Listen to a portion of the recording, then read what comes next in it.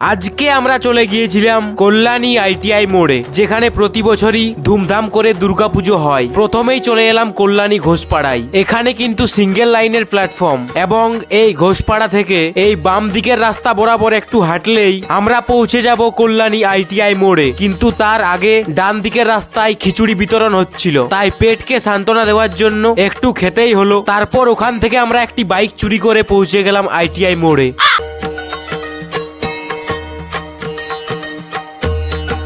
ওখানে গিয়ে অনেক অদ্ভুত প্রাণীর সঙ্গে দেখা সাক্ষাৎ হলো, এবং 90% মানুষ ওখানে গিয়েছিল রিলস বানানোর জন্য।